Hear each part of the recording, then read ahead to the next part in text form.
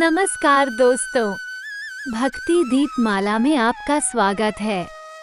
आज मैं जो सत्य घटना पर आधारित 3 कथाएं लेकर के आई हूँ, वो श्री साईं बाबा के चमत्कार की कहानियाँ हैं।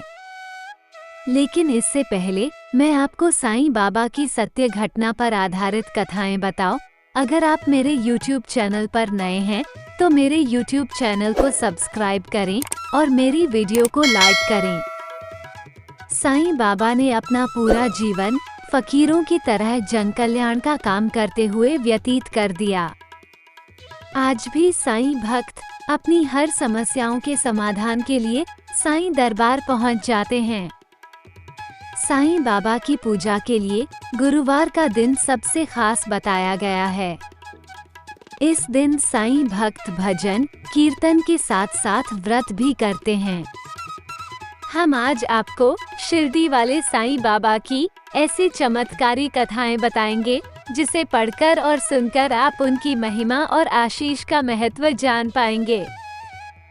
साईं चमत्कार की पहली कथा। मुंबई के रहने वाले काका महाजनी का मन एक सप्ताह शिरडी में रुकने का था।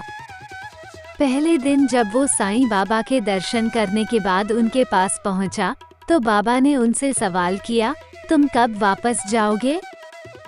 उन्हें बाबा के इस सवाल पर आश्चर्य हुआ। तब उन्होंने कहा, बाबा जब आप आज्ञा दें। बाबा ने कहा, कल ही जाओ। ये सुनकर काका महाजनी तुरंत शिरडी से रवाना हो गए। लेकिन जब वो मुंबई अपने ऑफिस पहुंचे तो उन्होंने अपने सेठ को अति उत्सुकता पूर्वक उनका इंतजार करते पाया, क्योंकि उनके मुनीम के अचानक बीमार पड़ जाने से काका की मौजूदगी बहुत जरूरी हो गई थी। सेठ ने काका को बुलाने के लिए पत्र भी लिखा था, जो उनके पते पर वापस लौट आया। साईं चमत्कार की दूसरी कथा। एक समय की बात है। शिरडी में एक साईं भक्त के साथ उसका डॉक्टर मित्र भी आया, लेकिन वो शिरडी साईं बाबा के दर्शनों के लिए नहीं आया था। वो सिर्फ श्री राम को अपना इष्टदेव मानता था। डॉक्टर ने अपने मित्र से कहा कि तुम ही दर्शन करने जाओ, मैं नहीं जाऊंगा, क्योंकि मैं श्री राम के अलावा किसी के समक्ष नहीं झुकता, खासकर किसी फकीर के सामने, और वो भी मस्जिद में तो कतई नहीं।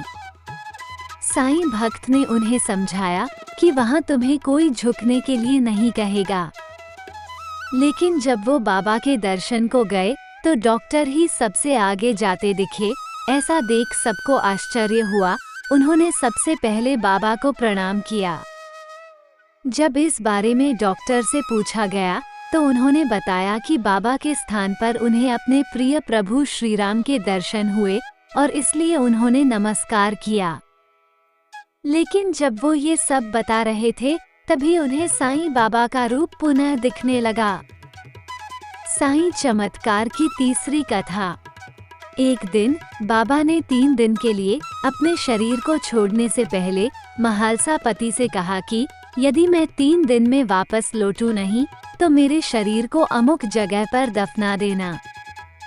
3 दिन तक तुम्हें मेरे शरीर की रक्षा करनी होगी। धीरे धीरे बाबा की सांस बंद हो गई और शरीर की हलचल भी बंद हो गई। सभी लोगों में खबर फैल गई कि बाबा का देहांत हो गया है। डॉक्टर ने भी जांच करके मान लिया कि बाबा शांत हो गए हैं। लेकिन महालसा पति ने सभी को बाबा से दूर रहने की सलाह दी। उन्होंने कहा कि 3 दिन तक इनके शरीर की रक्षा की जिम्मेदारी मेरी है। गांव में इसको लेकर विवाद हो गया, लेकिन महालसा पति ने बाबा के सिर को अपनी गोद में रखकर 3 दिन तक जागरण किया। किसी को बाबा के पावन शरीर को हाथ भी नहीं लगाने दिया। 3 दिन बाद जब बाबा ने वापस शरीर धारण किया तो जैसे चमत्कार हो गया। चारों ओर हर्ष व्याप्त हो गया। मेरी आशा है कि आपको ये कथाएं अच्छी लगी होगी और ऐसी ही अन्य रोचक भक्ति वीडियो के लिए मेरे YouTube चैनल को सब्सक्राइब करें और मेरी वीडियो को लाइक करें।